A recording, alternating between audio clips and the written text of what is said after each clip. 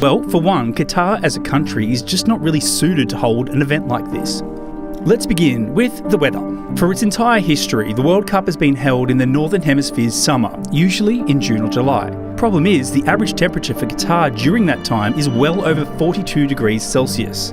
At the time of their bid, the Qataris said they would air condition every stadium and build solar-powered floating clouds to block out the sun.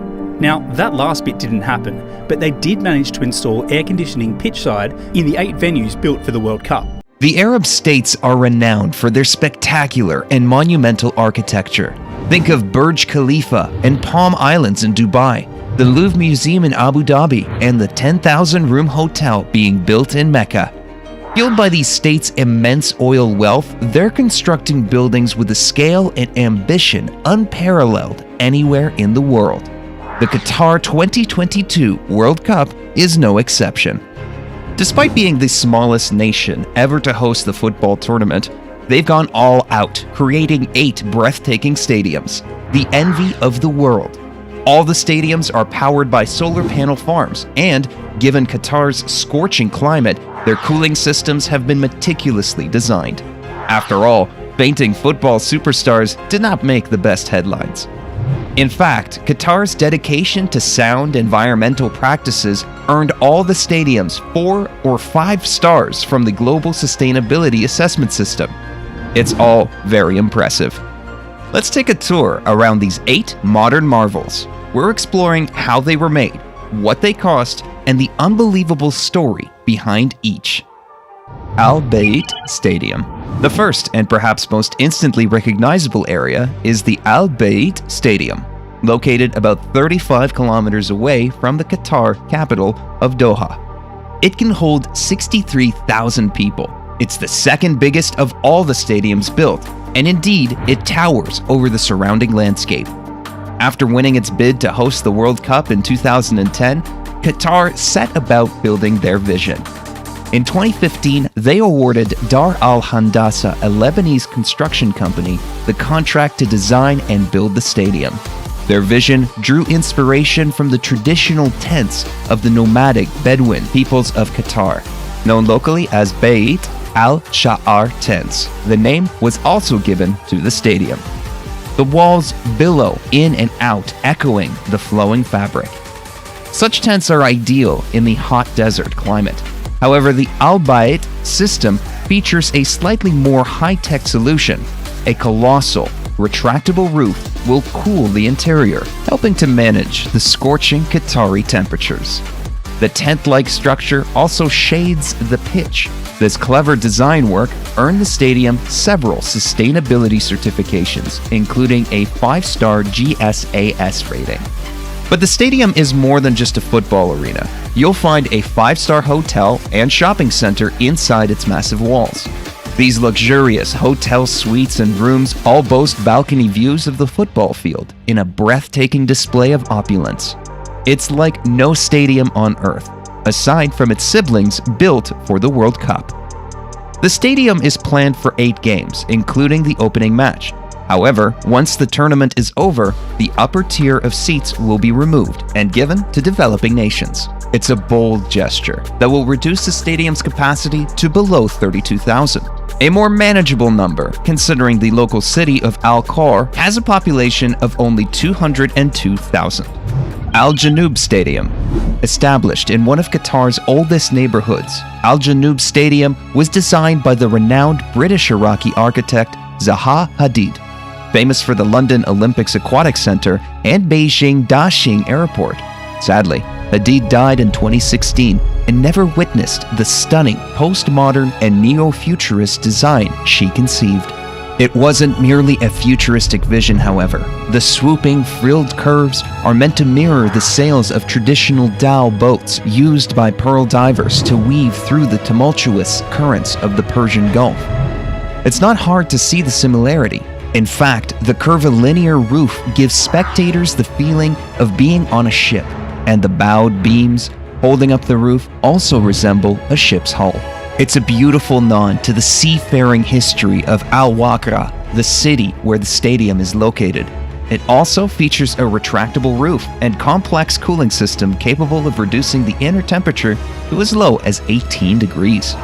Like all major developments, the 40,000-seater stadium was conceived as part of a wider project. As the architects explained, the stadium was designed in conjunction with a new precinct so that it sits at the heart of an urban extension of the city, creating community-based activities in and around the stadium on non-event days. It's a subtle nod to the issue which typically plagues such developments, with the sports complex also featuring swimming pools, spas, a shopping center, and schools, wedding halls, additional sports facilities, and restaurants planned nearby. The $700 million cost may not be in vain.